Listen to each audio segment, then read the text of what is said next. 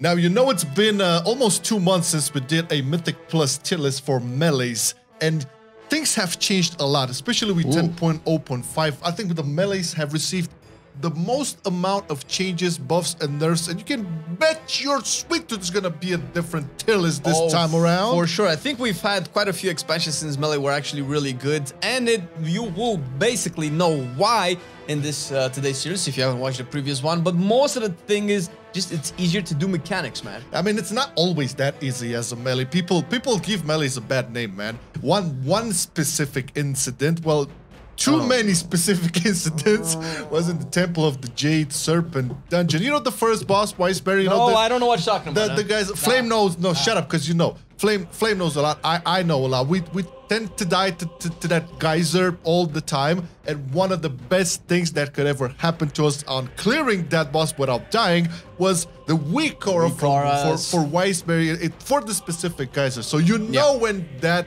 thing is about to pop, and it will basically help us. It definitely help us clear out. It's almost mandatory on tyrannical weeks because you will die so quick, so fast that you won't be able to kill the boss or get the loot, and it's good. So this is basically you just download your CurseForge client, then search for weak auras, install the weak auras. That's what we did, and then go to wago.io and search for Wiseberry. There you're gonna see a bunch of different weak auras. It's gonna help you. It helped us tremendously. And once again, thank you, CurseForge, for sponsoring the video. It's been wonderful. And listen, this is one great way for you guys to help us out. Just click on the link in the description, download the CurseForge app, and then you can install all of the add-ons you want to, specifically weak auras, because those are helpful. Yes. And now let's start it off with Arms Warrior. Arms Warrior, who has seen a rise, at least in the raids, and you can definitely see it pump up some damage. Before we start off with all the specs, I do want to make one or two disclaimers. First off, we are looking at the highest keys done here, all right? Now, all of these specs that we're going to rank here can clear plus 20s and can be top DPS on the mirrors if played correctly and you're having fun with it. Not only plus 20s, everybody's clearing at least 23s and 24s. And we're not talking about Quarter Stars and SBGs, which are the easiest ones. No, I'm talking about Halls of Valor, Ruby Life Pools, those annoying hard dungeons. Every spec is doing those.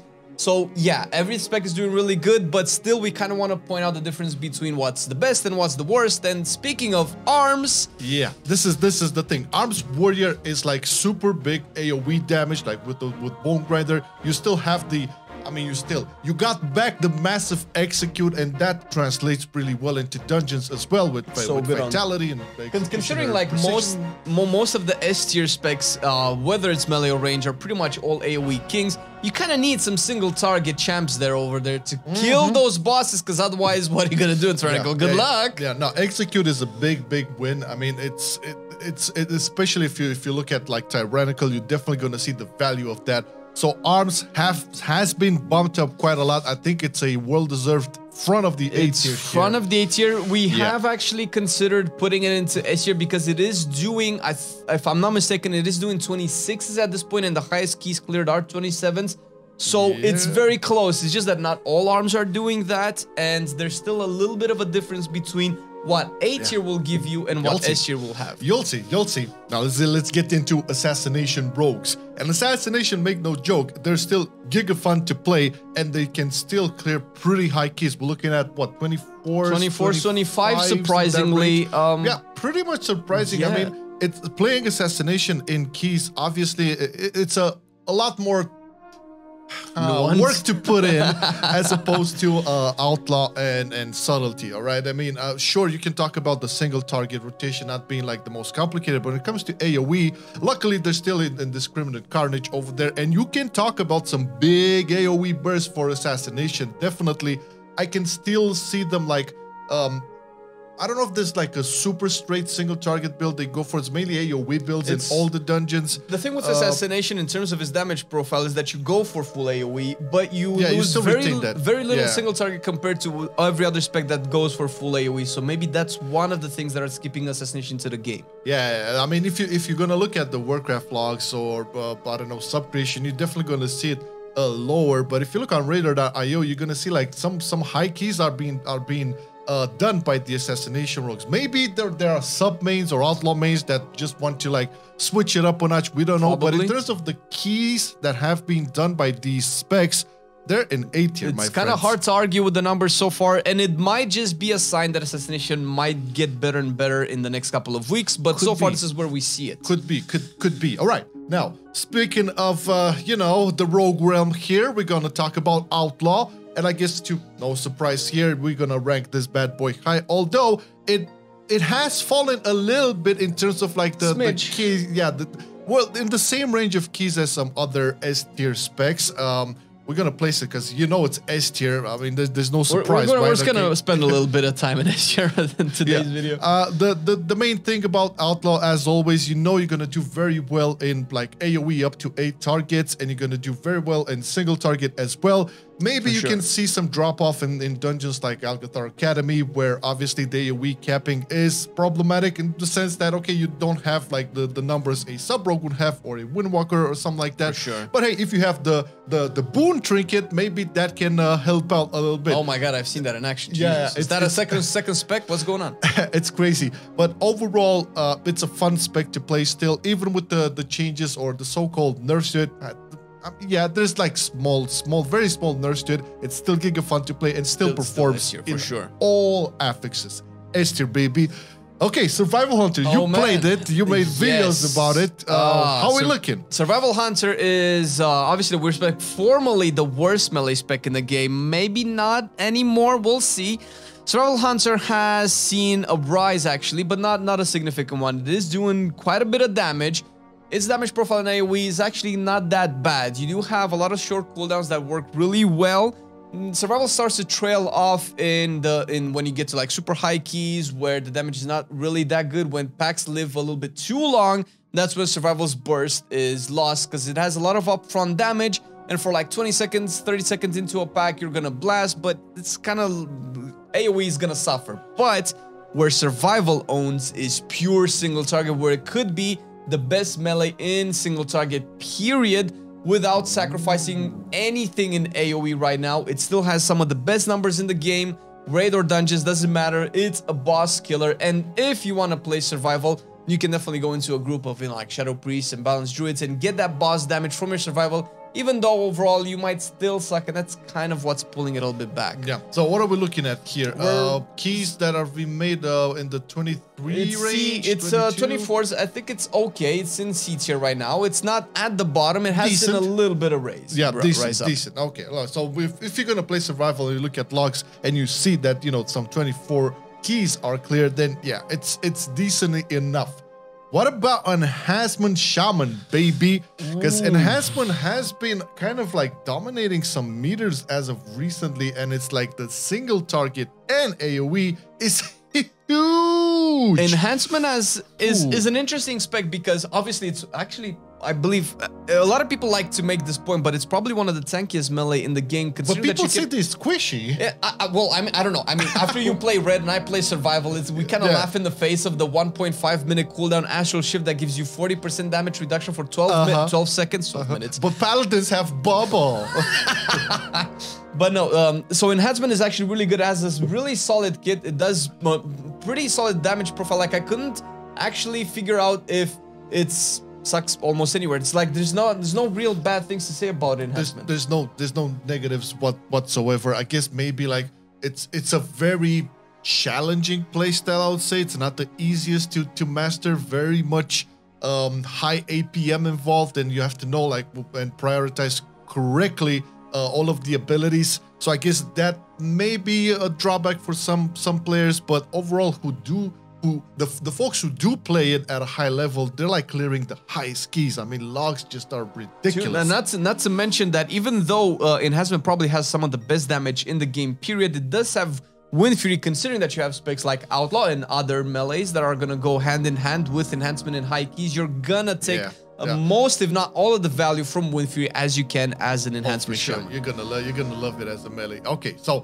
S tier, above Outlaw for sure. This is like one of the best specs you could ever play right now in Mythic Plus. For sure. All right, speaking about some more playable melees at high-end content, Feral Druid, baby. Feral Druid, the MDI poster child right now. Yeah, I think we were both kind of surprised to see Ferals in the MDI, but when looking at some damage profiles, Jesus, man. That's putting it mildly. So traditionally, you looked at, I don't know, Outlaw Rogues or Subtlety or, I don't know, Windwalkers, and you say, yeah, pretty big-ass AoE profile. Yeah. And then you get a Feral into that bunch, and he almost doubles the damage on AoE fights. Like, what the hell, dude? This is probably where Feral kind of differs a little bit from Outlaw, where Feral is not as AoE capped as Outlaw. Yeah. And that really shows. However, Outlaw is still probably going to bit Feral any time of the day on single target boss damage. That's probably where Feral's weaknesses kind of pulls it off from being, let's say, an S tier spec.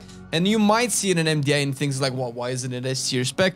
Well, that's because you do need that boss damage in higher and higher keys. And usually MDI, because if we're going to make a tier list in the middle of the MDI shenanigans and hype, you need to understand that MDI keys are not the highest keys that people can do. Yep. And you just need to do keys fast. It's not about doing high keys. So that's probably where the difference is. Yeah, that's very true. But that being said, it's like, okay, we can definitely put it on. It's the king on AoE for sure. We've seen like tremendous numbers over there. Plus, it's a Druid, dude. I mean, if you have a Druid in your team, you have a lot of useful stuff. Okay, you have like Mark of the Wild, Battle Res, you know, it has like the tankiness, which on to bear, the mobility, all of that. The remove corruption, actually, also, which a lot of people are sleeping on because some of the toughest bosses, Algathar Academy as well, because people like to do this for like high numbers and overall. Yeah. Some tanks and some healers do not have a way to dispel the poison, which is crucial to actually timing the key. We never had this before. I mean, dispels were always important, but if you don't have a dispel, you might actually die in tyrannical enough. Yeah, it's crucial. So let's place it. I think like in terms of like the number of keys Feral's done.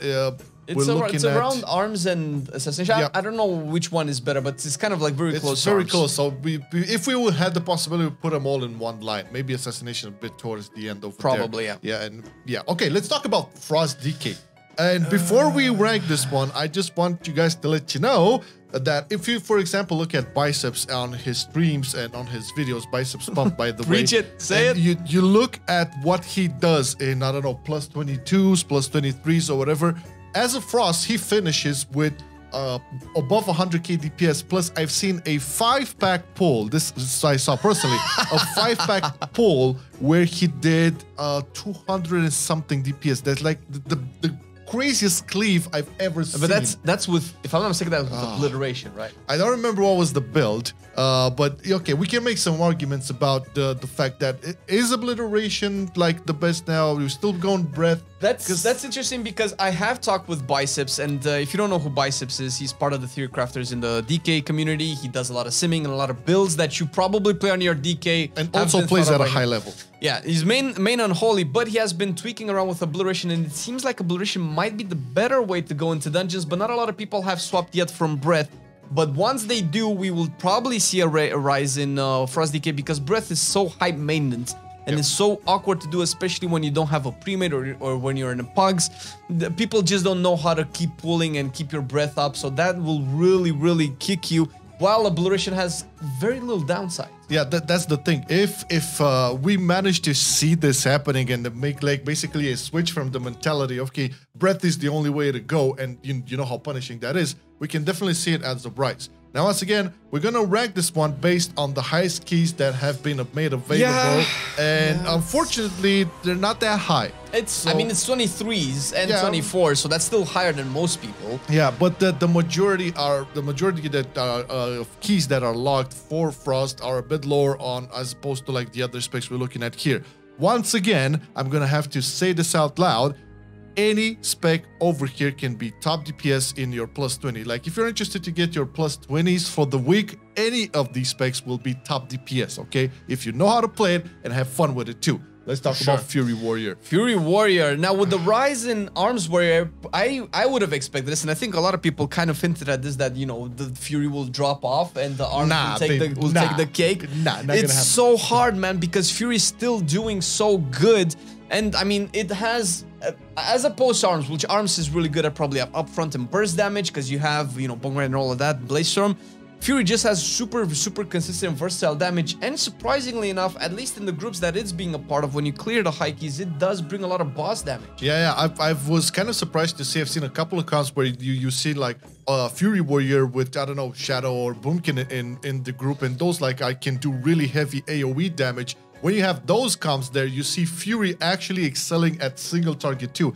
Not to mention it's a lot more like easier for healers to have a Fury Warrior in the group because they're much more consistent with their survivability as opposed to some other specs, and that's really important in high keys. They're like, and okay, rotation is a lot more smoother and fast, easier to understand. So I guess you can have that argument for it as opposed to arms, where it's a lot more calculated and a little bit more, I would say, mathy and methodically. So for sure, all those arguments aside, plus the highest keys that have been locked for Fury, it's an S tier spec, man. There's no argument. It deserves its spot. It's very surprising, but it's actually good to see. I don't think we've had a time in recent years where the warrior specs were so close together. We were very tempted in putting arms next to Fury as well, but there is a slight difference, and we want to point that out, which is why they are in the tiers that they are. Okay, Havoc Demon Hunter, another powerhouse of a spec, man. That's putting it mildly. Yeah, I mean, this is the thing. We really struggle with Havoc Demon Hunters to find out where would the negatives would be here.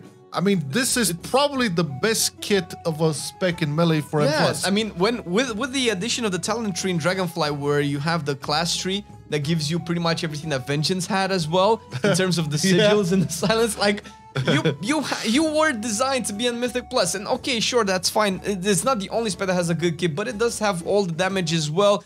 And where like the top contenders are gonna specialize a lot in AoE, because you know that's pretty much what Dungeons and Mythic Plus is about, doing a lot of AoE damage. Havoc also really crushes it in single target and boss fights, which is probably the main theme of the S tier specs, is where Havoc is, where you do a lot of damage, but you don't lose boss damage. That's very important. Yeah, even with those damage nerfs a while back, it's still very important. I would see it like maybe in front of Outlaw. It is being played in the high keys a little bit more than Outlaw, although you see definitely more logs. Probably similar, more logs, but we know why, and I'll tell you why once we get there.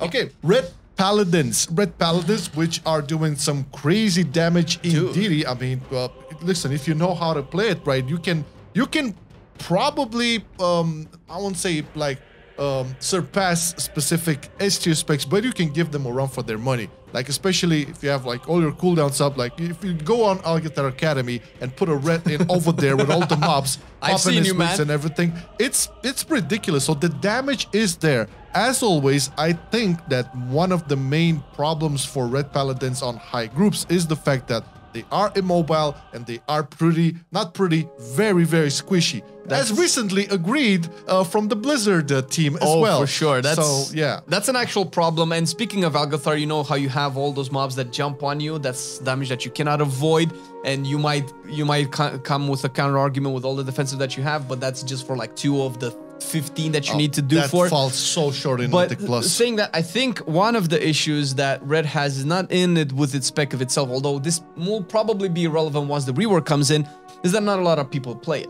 Because the people that do play it, and listen, Red has been memed to be an easy spec. I don't know if that's true in terms of like playing it with the current design, because I've seen the It's been a long while since Red has been an easy spec. Even in terms of APM, I think it's still one of the highest up there. It's probably one I think it's still the highest though. I haven't seen stuff like it. But even so, in the right hands, without any external PIs or any other bullshit, I've seen Red Paladins out DPS a lot of like A tier and even S tier specs, so that was really weird. Yeah, it tends to happen. In terms of like the keys that are being public and locked right now, there's definitely a lower amount of keys as opposed to like, I don't know, Enhancement, Havoc, or Outlaw, but it's still very potent and it's above the pack, so we can definitely. I don't know where we had it last time, but I think it's doing a lot better now. It's doing a lot better. Well, it was kind of expected, although the damage profile is quite insane. Again, the argument on the fact that it can be one-shotted pretty easily in high keys and it that's basically... that's a deal breaker. It's the same issue that Devastation Evokers have, where they cannot be taken to high keys no matter what the damage. Yeah, but we cannot wait to see how Red Paladins will look after 10.0. Everybody's hyped, yo. Oh yeah, definitely super giga mega hype for Reds. All right, Subtlety Rogue. So this is basically the main reason why you've seen maybe Outlaw fall, because a lot of Outlaw players kind of switched around for Subtlety. This was by no surprise. So this one thing, right? Outlaw has received those little nerfs and changes to the talents over there. Everybody knows about those. And for some, I guess it kind of like gimped a little bit the playstyle, but there was always this argument for Subtlety that because of the no AoE cap, you again, when you have like big packs, Subtlety will shine for sure. And even single target, it's not that bad. I think in some instances, Outlaw might take the cake over there, but single target is not like abysmal, all right? I think the main problem is the cleave, where, yeah, sure, you don't have cleave like any of the other S tier specs you look over here, but... Is that probably why Outlaw has been reigning supreme up until now? Is now that people have a lot of gear, they can go in dungeons and pull more, and now Subtlety is just showing its argument, but the main factor is that they kind of like, for some people, I wouldn't call it, so I don't feel the same way, but some of the Outlaw players kind of feel gimped once the changes made to the talents, and it's a little bit of a nerf here and there, but not too crazy. That plus the fact that everybody got gear and you can pull more short, that's a very good argument as well. But to no surprise, the damage profile and the fact that you have the on-demand burst like almost all the time, you basically have a giga fun build with Dance Macabre and Secret Technique, and that deals massive amounts of damage in AoE. Sure, we're gonna have to put it in S tier. It's very close with Enhancement in terms of like the keys that have been logged. Yeah. Very, very hard. So if it was to us, we would put Enhancement and Sub on the same. Yeah, no, exactly. Because the top keys that are being done as of recording this video are in a team with both Enhance and Sub running the exact same key. So there's no real difference in terms of like performance. We can probably talk about actual numbers, but at the end of the day, that's not really everything in a Mythic Plus. Yeah. Okay, now let's talk about Unholy Death Knight. One of the biggest boss melters you could ever have in a dungeon, and also AoE. I guess, see, I was expecting before like the expansion hit to see Unholy Death Knights be like the #1 melee in dungeons. What the bursting swords? Yeah, because the AoE damage is crazy. I feel like because we have so many specs with on-demand AoE burst, the fact that Unholy, because Unholy can rival that, but it does require a little bit of ramp up. It does require a little bit of setup, as opposed to a Sub Rogue or a Havoc Demon Hunter, where you just pop the right thing and go. It is one of the specs that is conditioned by the packs being pulled right, being not as much being in Death and Decay as you once were in the past, but it is a little bit more conditioned. You have to stay in the Death and Decay to well, you can take Clawing Shadows and you can still like burst things up, but overall Unholy DK doesn't have a problem in terms of his damage output. It's just likely that everybody else is just doing slightly better than Unholy DK. It is probably still the tankiest melee DPS, considering that you also have Death Strike. I mean, we talked about Biceps in the Frost DK section, but also you can definitely check his content and see where he does keys with all 5 DKs. By the way, this is the thing. Even if you look at the logs, you can see that Unholy DK definitely has a lot more keys higher than Frost and Survival for the very least. Very similar to Red Paladin actually. So it's a kind of tight competition, I would say, for the B tier.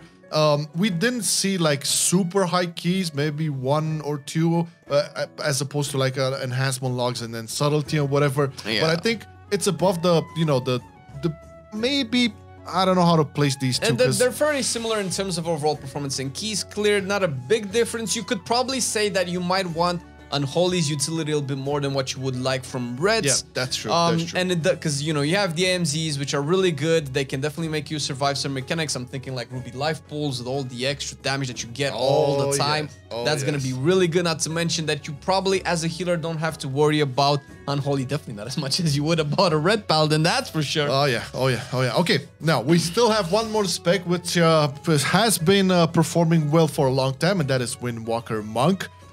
Listen, Windwalker Monk should have like the biggest AoE damage in Mythic Plus, right? Shoulda, woulda, coulda. But we see some ferals, okay? I think that doesn't negate anything, right? So. No. So Windwalker actually is in a solid state. This is probably the spec that didn't really change almost at all. Might have gotten some single target buffs, which is pretty good, which is probably what keeps it in the S tier alongside everybody else. Oh, it's S tier? Okay. It is. It's just solid. It's probably the best monk spec in the game in terms of overall key performance, because if you do want the monk utility, you're probably going to want it from a Windwalker if your goal is to get that 27, 28, maybe getting into 30s in a couple of weeks. Who knows?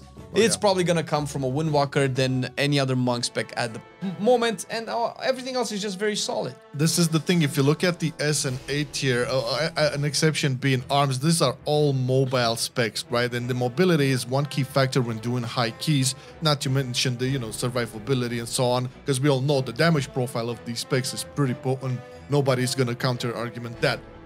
You also, like, being a melee heavy meta, you're gonna have to have some sort of monk over there for the mystic touch. It will just add to that value over there. So yeah, no major changes to monk. It has been consistent throughout Dragonflight, being like either A or S tier, but for the most part S tier. Finally, this is kind of how it looks. All right, so this is like with the logs that we did on the 23rd of February. You're probably watching this on the 24th. Yes. So this numbers don't lie. This is probably one of the best situations for melee, where almost half of the specs are in S tier. Now, I know this is going to be controversial, and a lot of you guys are going to have your own opinions. You can definitely leave it in the comment section below. But keep in mind, we're looking at some of the best keys clear, not necessarily just in terms of raw damage. Not if you're playing it and you're out DPSing Windwalker Monks doesn't mean that you need to be an S tier. And sure, you can probably look at a lot of other stuff like subcreation and warcraft logs. Yeah, let's put on the screen. So let's put subcreation on the screen first of all, and talk about what the rankings are there. So obviously you're gonna see S tier, and S tier is gonna be subtlety and havoc. Yeah, so the way subcreation shows its tier list is based on this current week's affixes, not overall in keys clear, right? Because some weeks are better, some weeks are worse. And this week, if you want to do well, it's looking like Sub and Havoc are probably doing the best. Yeah, that's one thing of looking at it. Now, if you look at the warcraft logs, it's like you look at that story. So this is the thing, right? Because you look at subtlety and outlaw, and then you look at assassination, right? In terms of like how it performs on 100% damage performance and whatever, yeah, sure, there's a difference, but just look at the entails of those, and you can see that there's not the differences between these specs in terms of like pure numbers are not that high. Okay. Yeah. We were doing this tier list because this is the best argument. Assassination being an A tier. What do you mean? So assassination is at the end tail of A tier because it has higher keys than I don't know, Unholy DKs and Red Paladins, and yeah. And it could be that these websites also have a little bit of slower process in updating their overall statistics. I mean, we see Unholy actually out DPSing or outperforming arms. Although when you look at the best arms and the best Unholies in the game, you can clearly see arms is doing a little bit better. So take it all with a grain of salt. Is more to kind of showcase the overall balance of the game and overall perspective of how you should look at metas. And even if you take subcreations as the Bible, it's too many F tier specs. And even if you think, oh my god, Frost DK is F tier spec, it's still doing 22s, 23s and higher in the best of the hands, which means it has potential to actually clear the content that you need to clear to get all of your loot. Yeah, as we said in the beginning, any of these specs here can guarantee you a weekly 20 and be top damage at that as well. Just master your spec, have fun with it, and you'll do fine whatever. They did a pretty good job on the performance side. There's still like issues to be addressed in terms of like talents, builds, and interactions, and survivability and mobility. But performance-wise, you've seen the numbers. They're like very close to each other. Close as our Patreons, because they support all of this content that we do. Thank you so much, guys, for supporting. And as always, thank you, CurseForge, for sponsoring the video. Remember, guys, if you want to get some cool weak auras, install the CurseForge client. It helps us out tremendously. Just click on the link, download it, and just start getting all of your add-ons over there. and thank you for watching the video. And we'll see you in the next one. All right, have a great weekend. Bye! I've been loving it then, I still love it now. Still, I play WoW. Still, I play WoW. Getting better every day, let me show you how. Cause still, I play WoW. Still, I play WoW. It's getting harder to stay, but at the end of the day, it's a guilty pleasure, so just log in and play. Whether it's classic or retail, I'ma do a /bow. Still, I play WoW.